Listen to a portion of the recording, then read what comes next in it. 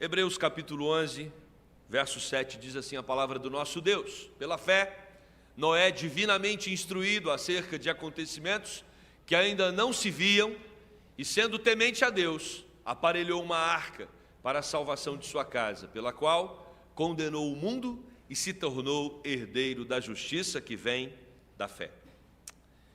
Louvado seja Deus pela sua palavra lida. Meus irmãos, na semana passada nós tivemos o Carnaval, uma festa que comunica muita coisa, comunica o clima de um país, comunica os valores de um povo e a direção que o país está tomando.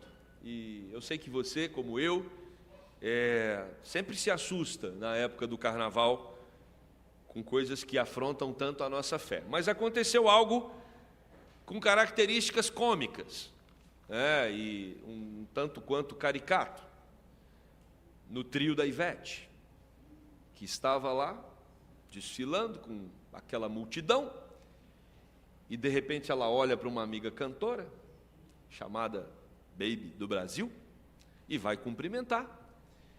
E a Baby do Brasil resolve falar da volta de Jesus, no meio do trio da Ivete Sangalo.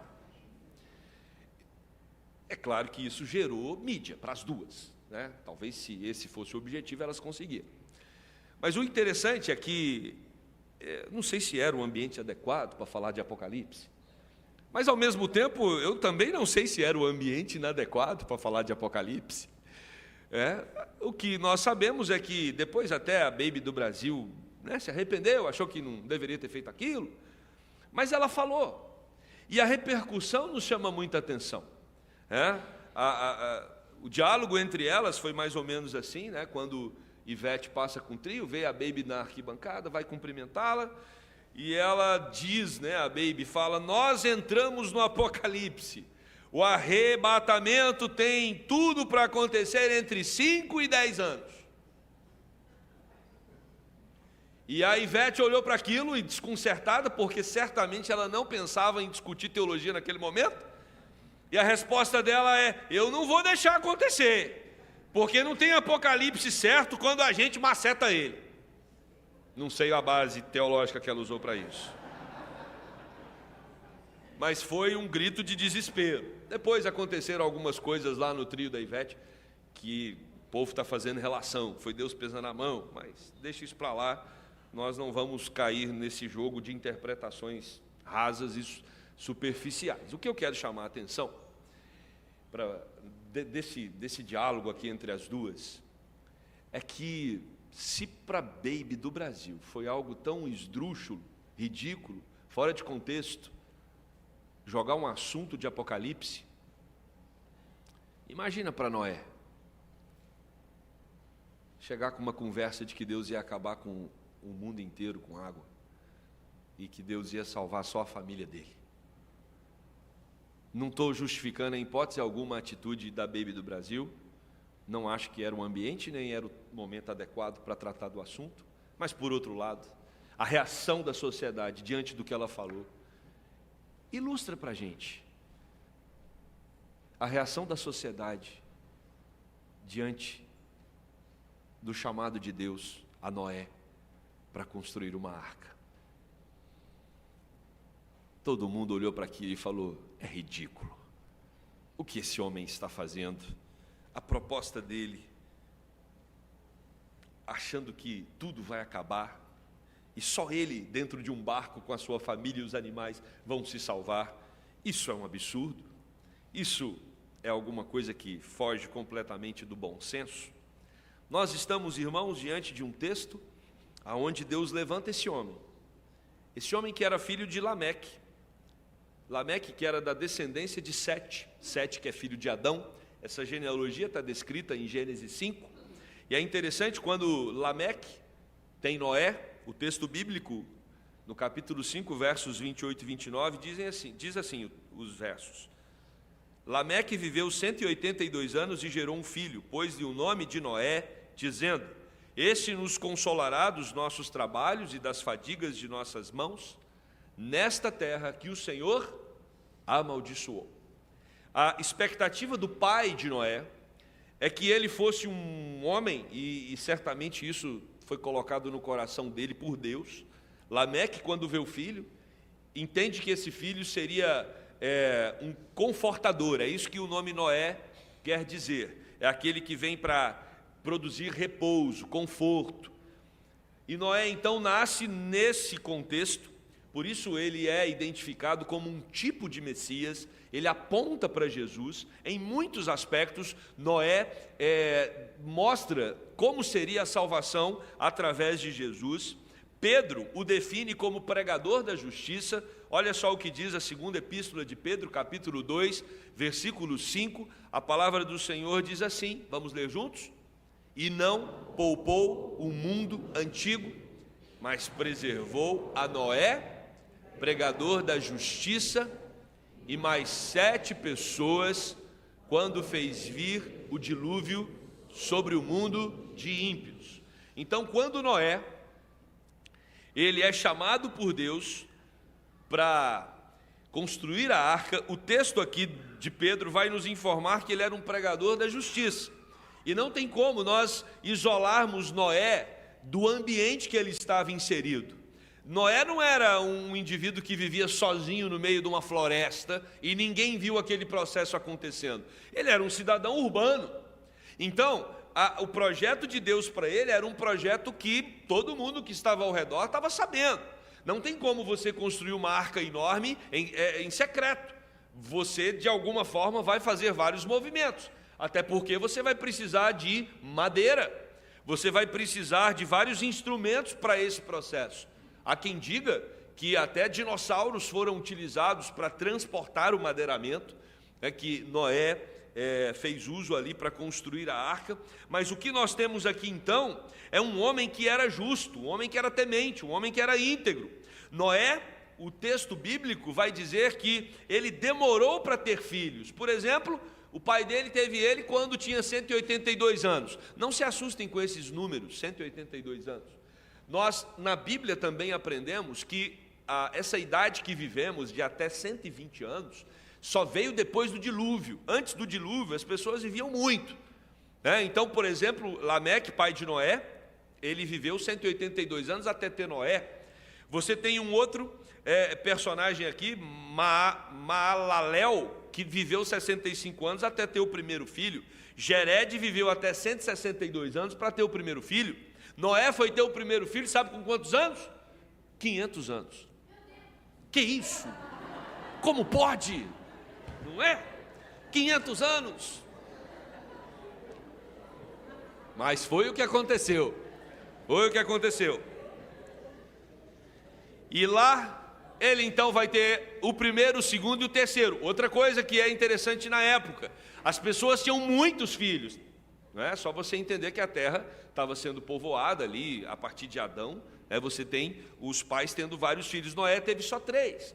Alguns teólogos vão concluir que o fato de Noé ter filho mais tarde e de Noé ter apenas 3 filhos era um tipo de fuga, rota de fuga que ele encontrou para que a sua descendência não fosse contaminada naquele contexto tão perverso, naquele contexto tão mau. Calvino vai dizer que a realidade daquela época era marcada pela depravação obstinada e deplorável.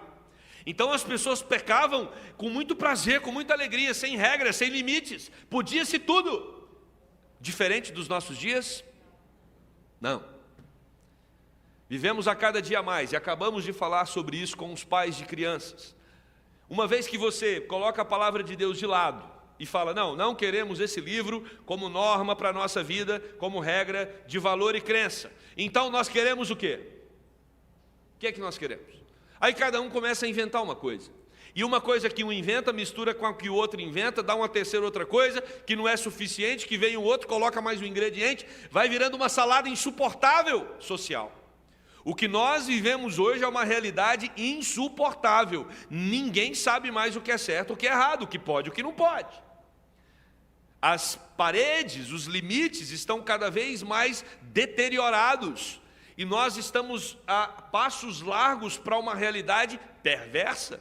Coisa que já acontecia na época de Noé. Por isso, meus irmãos, vocês estão diante de um pastor que não comunga com a ideia de que o mundo está piorando. ou de que o mundo está melhorando. Eu entendo que o mundo sempre foi o que foi desde quando os nossos primeiros pais resolveram romper com Deus. Os problemas mudam. Quando você tem um determinado problema de uma geração, aquela geração trabalha para cuidar daquele problema, eliminar aquele problema. Quando aquele problema é eliminado, o processo de eliminação daquele problema traz outros problemas.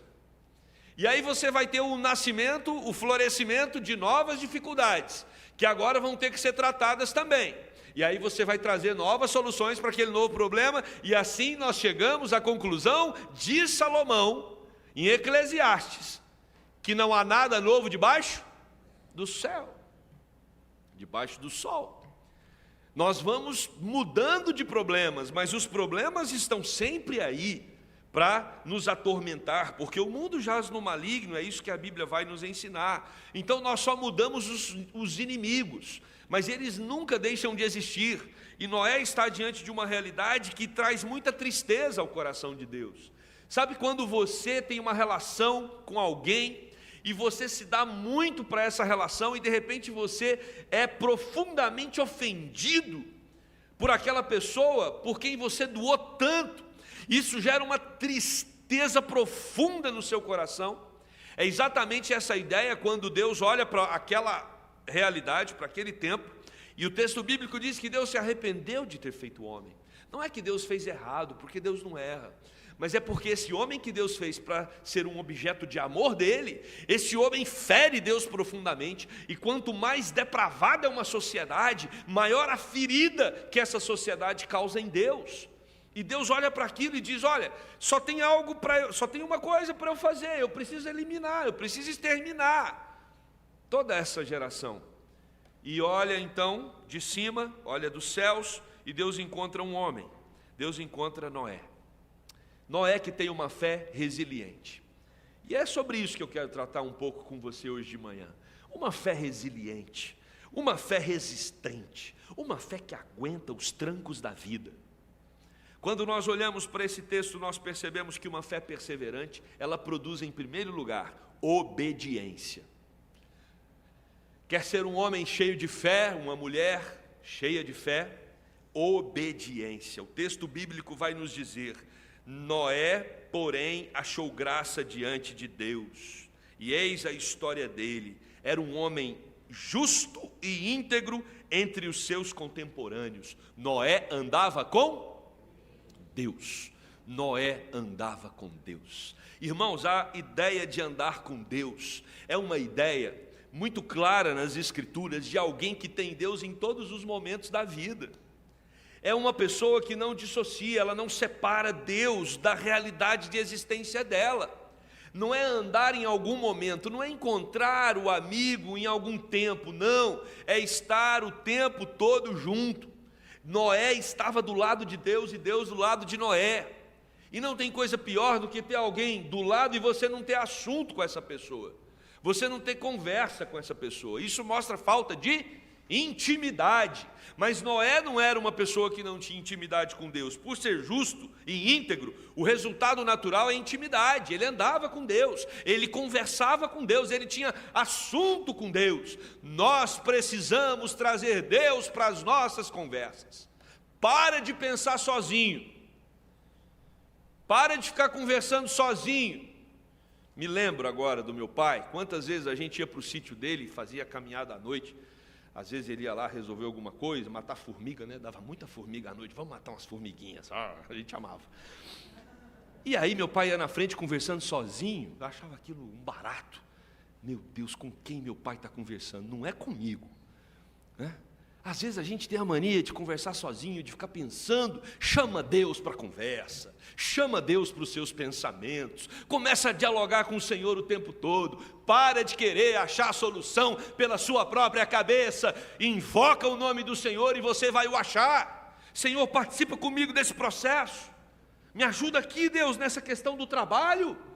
Senhor, me dê direção nesse ponto aqui da minha família. Chama Deus para a conversa. Ande com Deus. E aí você vai ter uma fé marcada pela obediência. Imagina, meus irmãos, Noé era um homem divinamente instruído acerca dos acontecimentos que ainda ele não via. Pensem bem, ouvir Deus com tanto barulho dissonante ao redor. E olha que Noé nem tinha Instagram, Facebook, Twitter. Não é Twitter mais, né? X. Noé não tinha nada disso. E você lembra da época que essas coisas não existiam? Alguns aqui. Tem uns que não sabem o que é um mundo sem realidade virtual. Mas a gente que sabe, lembra de como as coisas eram diferentes. Só que Noé vivia numa sociedade completamente displicente, dissonante. Ele era alguém que ouvia Deus com todo o barulho ensurdecedor ao redor. Precisamos, irmãos, desconectar um pouco para ouvir Deus. No tempo em que ele viveu, ninguém desejava ouvir o Senhor. Essa expressão é muito forte. Ninguém desejava ouvir o Senhor, quando só Noé desejava. Ninguém queria ouvir Deus.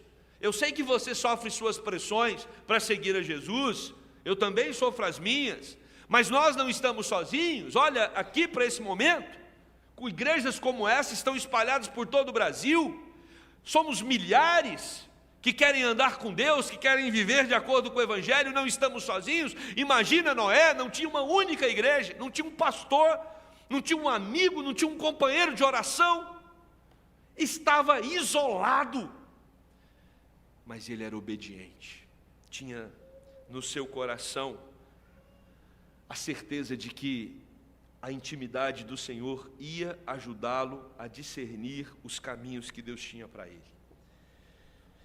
Imagina ouvir Deus quando o que Deus está pedindo extrapola os nossos sentidos. Oh, meu Deus, meus irmãos, às vezes o que Deus quer de nós é o óbvio, é simples, faz sentido o que Deus está pedindo. Por exemplo, quando a lei de Deus coloca, não adulterarás, não traia o seu marido, não traia a sua esposa, está claro, é óbvio que isso vai dar errado, é nítido, faz sentido ser fiel ao cônjuge.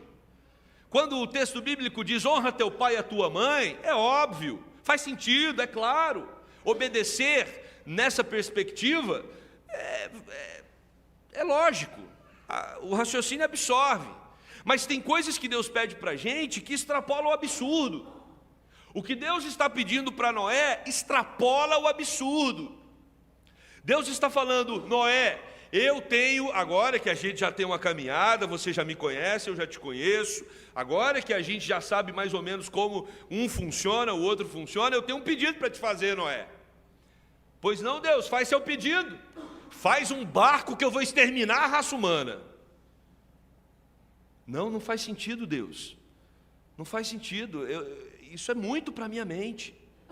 Só quem tem intimidade com Deus está preparado para ouvir coisas que vão além dos nossos sentidos. Extrapola o sentido crer que Jesus ressuscitou dos mortos. Não cabe na razão. A nossa fé, ela não é uma fé que está pactuada com a mente. Porque se a fé tivesse pactuada ou submissa à mente, não precisava da fé, gente.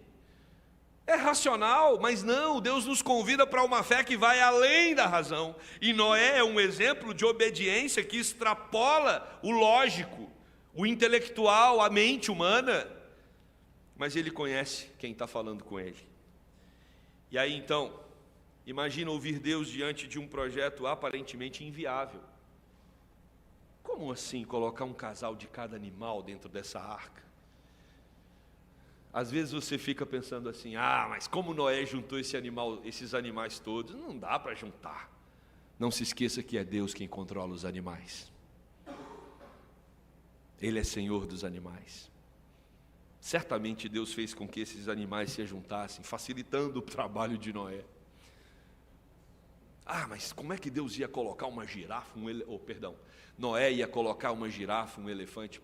Dr. Adalto Lourenço, professor da Unicamp, tem uma teoria boa, que os casais que foram colocados eram filhotes, animais pequenos, era mais fácil de tratar na arca. A verdade, irmãos, é que por mais que a gente tente explicar esse projeto racionalmente, e ele pode ser explicado em muitos aspectos racionalmente, ele é uma coisa absurda. Esse projeto é absurdo. Calvino vai dizer que Noé é função da fé, a fé que Noé teve, ouvir a voz de Deus quando Ele fala e aceitar sem hesitação tudo quanto emana dos seus santos lábios. O nosso papel é aceitar a voz de Deus. E eu só aceito quando eu conheço, eu só conheço quando eu caminho. Por isso nós temos que aprender com Noé a andar com Deus. Porque aí nós vamos obedecer. Deus não quer o nosso mal, Deus não quer piorar a vida de ninguém. Não acredite que do seu jeito vai sair melhor, porque não vai. Aprenda, desenvolva no coração o desejo por obedecer ao Senhor, com prazer, com alegria. Porque quando Deus fala, Ele fala para o nosso bem, Ele fala para nos orientar, Ele fala para que os projetos dEle sejam cumpridos. A palavra de Deus é infalível. E hoje nós temos as Sagradas Escrituras, a palavra de Deus está aqui, gente, na nossa língua, no português. Homens se dedicaram a trazer das línguas originais para que nós tivéssemos acesso. A Reforma Protestante colocou isso aqui na mão do povo. O povo não tinha acesso à Bíblia. Só o sacerdote, só o bispo, o padre podia ler a Bíblia. E olha, voltado para o altar, de costas para o povo. Agora não, a Bíblia está aí, está no seu celular, está no seu computador, está na sua casa, a palavra de Deus para todos nós. Podemos lê-la e vamos saber o que Deus quer de nós.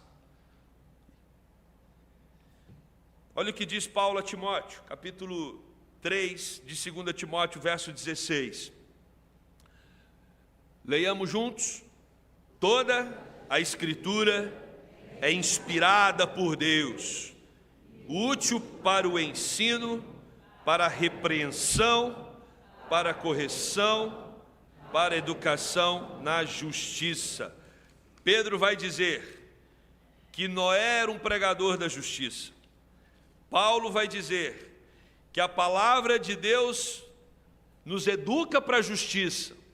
Ou seja, nós precisamos absorver a voz de Deus para sermos obedientes como Noé foi, até mesmo quando Deus pede para nós coisas absurdas. E Deus tem pedido, e Deus tem falado, e Deus tem feito coisas que às vezes extrapolam a nossa lógica. Quer ver uma delas? Eu vou contar uma.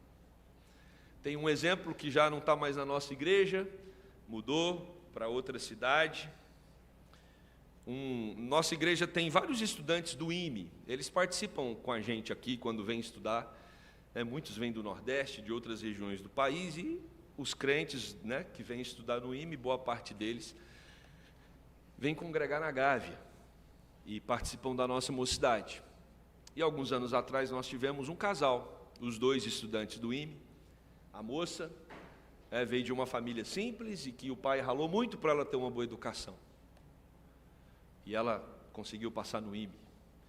E ela formou no IME com mérito. Com mérito. Ela era 01, 02, uma excelente aluna.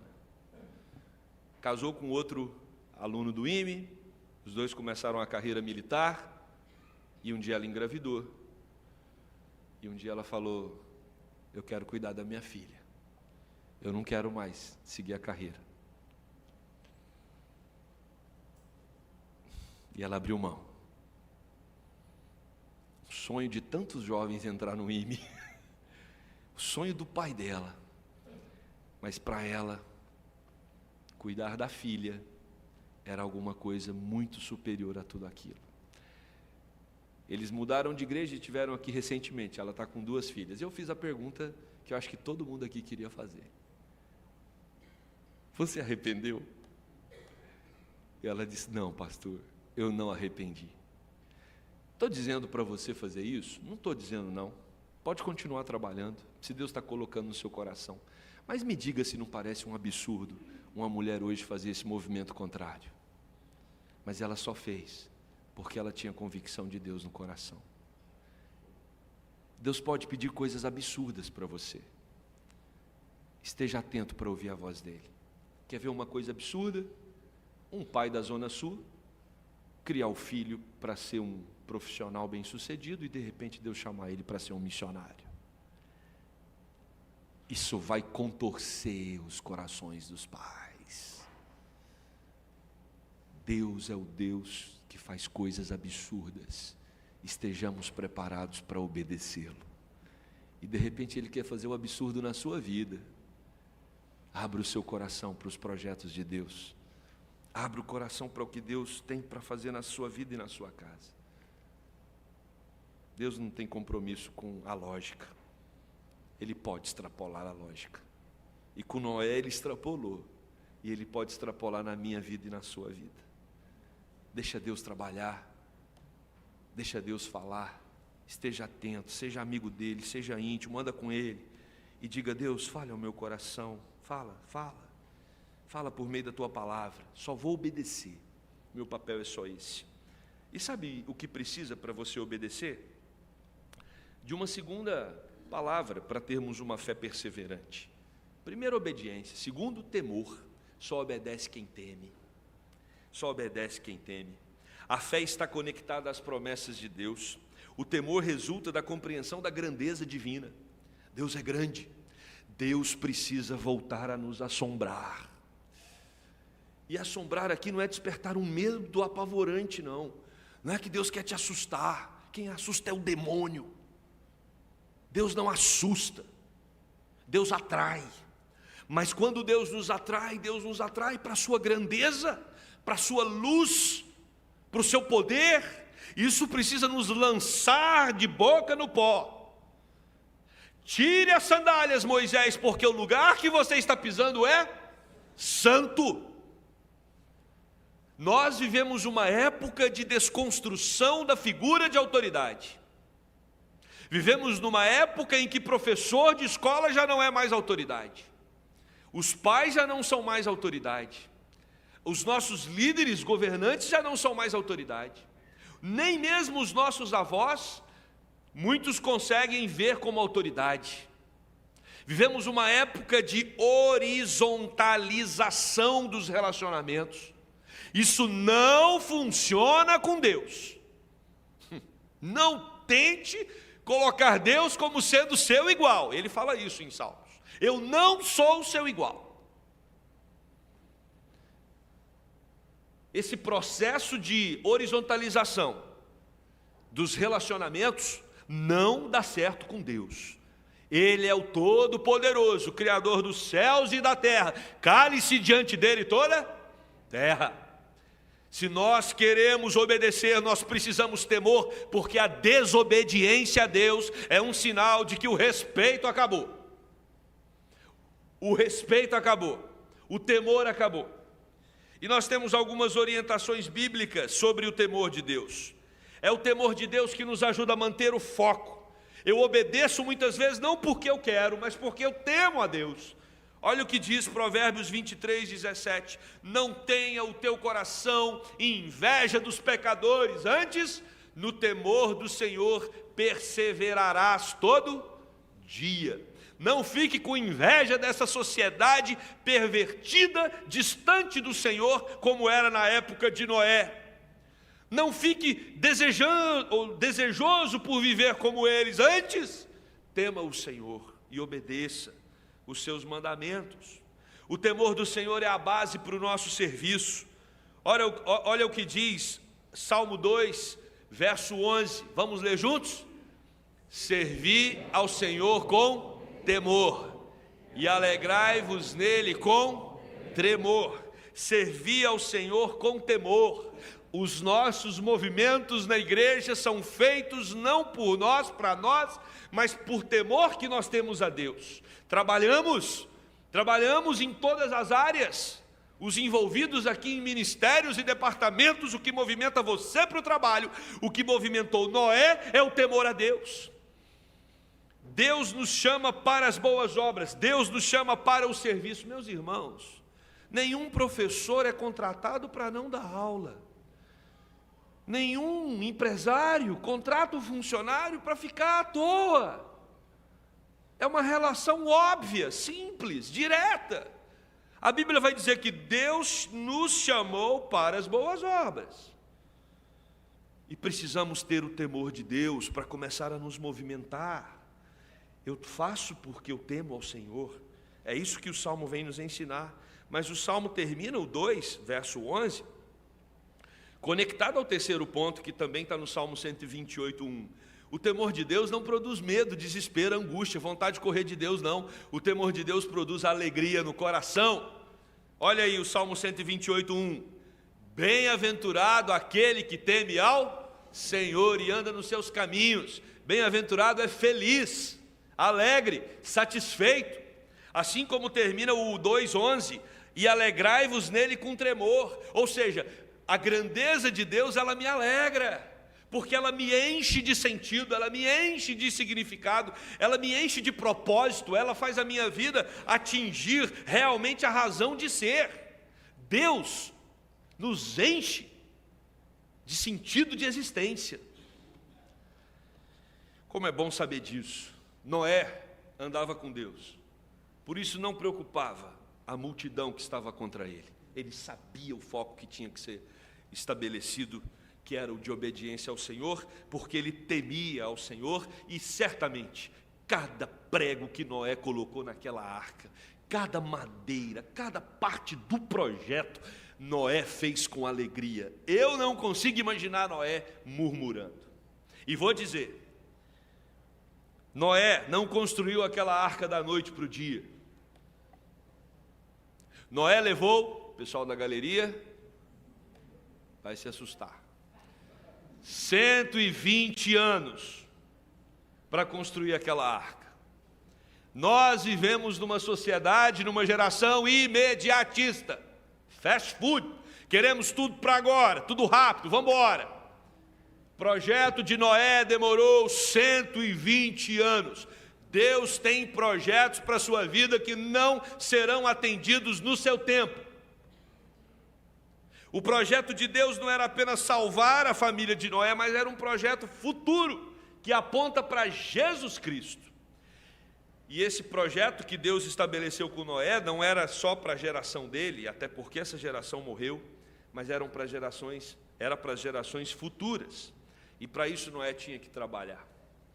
Anote os pontos. Primeiro ponto, se você quer ter uma fé perseverante, resiliente, obedeça.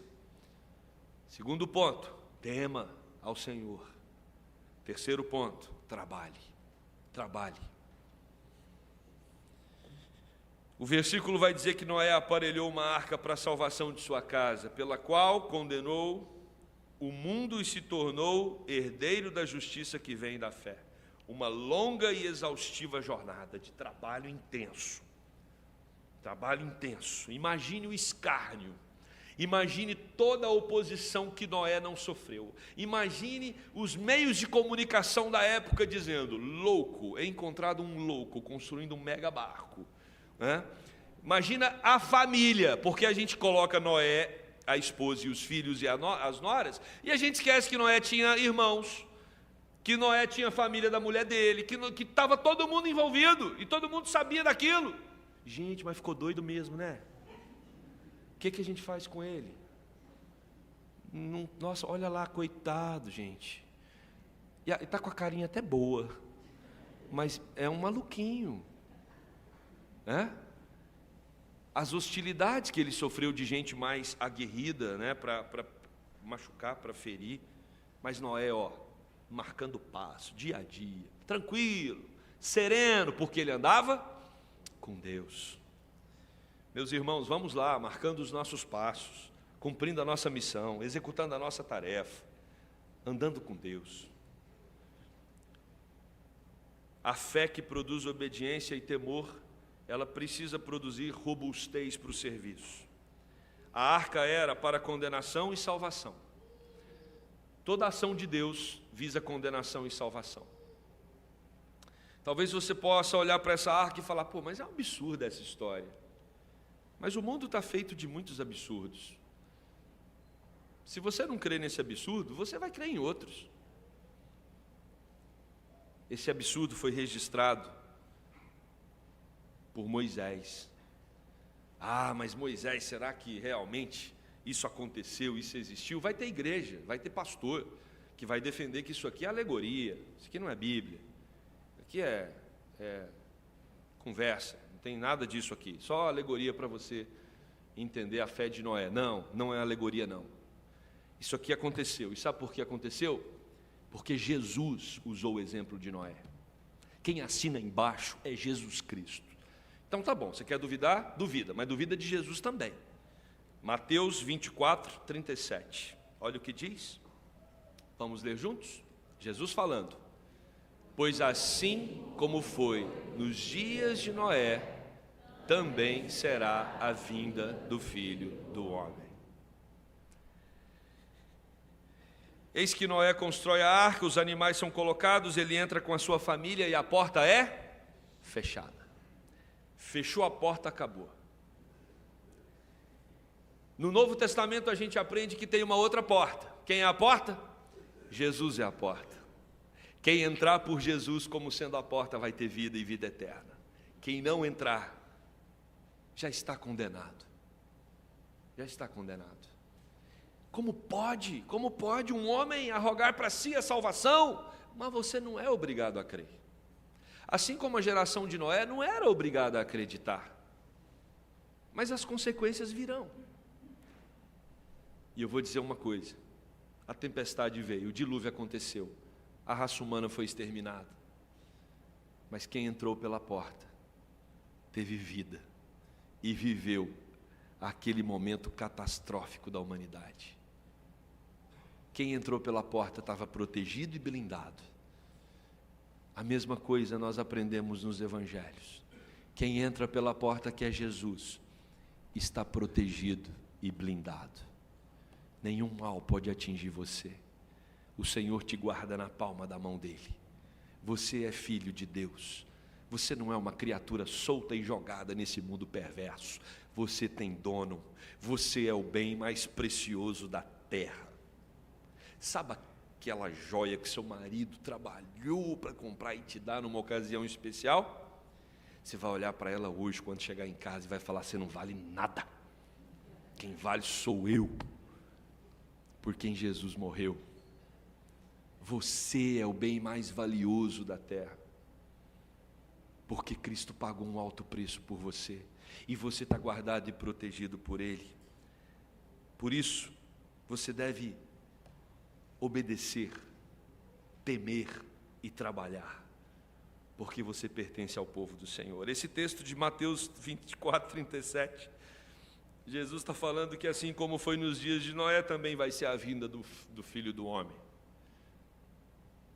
Não é a Baby do Brasil que vai definir quando Jesus vem, nem eu, nem você. Mas pode ser que Jesus venha antes dos 5 anos, 10 anos que ela falou. Nós não temos garantia de quando esse momento vai chegar. E nós corremos o risco de sermos tão displicentes quanto a geração de Noé. Por isso, devemos nos preparar, porque a qualquer momento a porta pode fechar. E depois que a porta fechar, ninguém é capaz de abri-la. Quem está dentro, está dentro. Quem está fora, está fora. Jesus Cristo vai voltar. Saiba, Ivete Sangalo e todos os habitantes da terra. Ninguém é capaz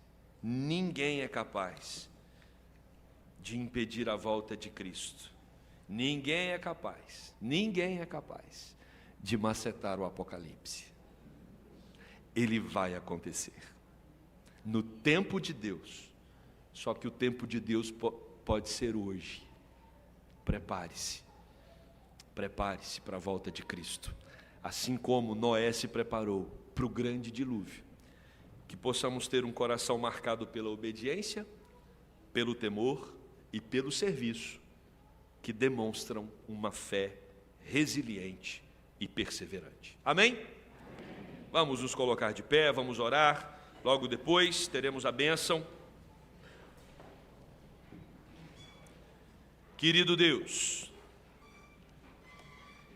a história de Noé nos chama a atenção.